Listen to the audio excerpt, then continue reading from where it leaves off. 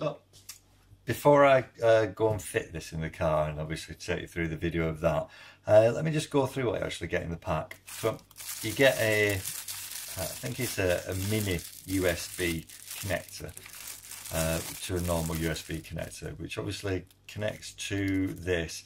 And if you take the camera out of the car, rather than removing the micro SD and putting it into the PC, you can just connect the camera up to the PC. You also get the power cable. USB would go into the cigarette lighter adapter, and with the cigarette lighter adapter you also get two outlets, one 2.1 amp and one 1 amp. I'm presuming that the 1 amp one will run this, because it's not a case of charging it. The battery that's in it's very small, so it's about keeping a constant power supply to it. So you can use the other one for your phone or anything like that. So I'll move those. Comprehensive manual on it. Takes you through everything. Obviously in different languages, but the first few pages are in English. So that much is in English. And last but by no means least, the windscreen holder. Remove the plastic, and you've got the way that this works is, if you just see the side of it, I'll remove that. If you see the side of it, obviously wet it, put it on the window, and then when you go like that, it makes it concave, sucks the air in, so makes it adhere to the window better. And then you've got the clip, which, so that would be on your window. Your windscreen was there, that would be on your windscreen like that. And then this,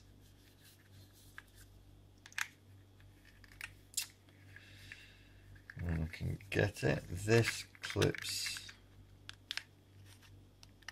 into there like that, and then you just tighten it up. But ultimately that's the way that it would look out of the window, like that. And you can see the clip, just see if I can get a close up on the clip there. To take it off, you lift that up and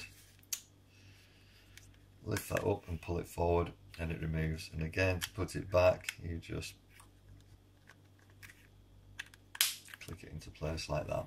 So what I'll do now is I'll go and put it into the car. I expect it to take me no more than half an hour, and then we'll go through it and take some shots out on the road as well, hopefully.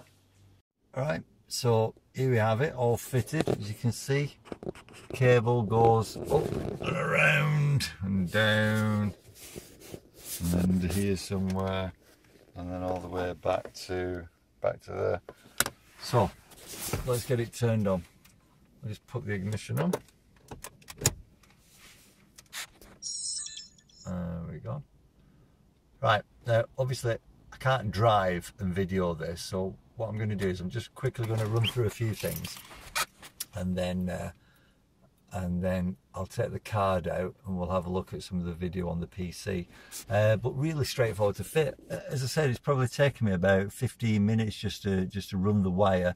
Simple to fit onto the windscreen, simple to fit on with the bracket that I showed you, and that's it there. Now I've already tried it a few times. You can watch the video on the screen, but obviously there's no point in doing that. And in the other dash cam that I've got, you very rarely review any video, obviously, unless you've had an accident or something's happened that you want to have a look, in which case I just pop out the micro SD card and take it indoors to the PC. There's the HDMI out there, and on the other side you've got, this is where the micro SD is, just in there, you probably can't see it. That's the on and off button, and so we can just bring it back up. Yeah, there we go. And these buttons here are basically forwards and backwards through menus. That's the menu button, and that's the select button. So as an example, so it's recording now as we're speaking. That's the flashing red light that's up there. I don't know if you saw it then, but a camera came up there, so I can take pictures if I want. I think I get the camera up. Oh, God. I've just locked something. Oh. Right. I think when I've brought the camera up, you just press the button twice now. I've already taken pictures with it anyway. These things, it's not that they're complicated. It's just that they do an awful lot, and really you need to have a look through the manual and decide what you want it to do or what you want out of it, and just learn those basic things. I've set it up here, so you can see that it records audio in the car as well. Always a good thing to have, because you never know what's going to be said in or around the car. Right, easy to set the time. Let me just see if I can do it again. I think it was that one.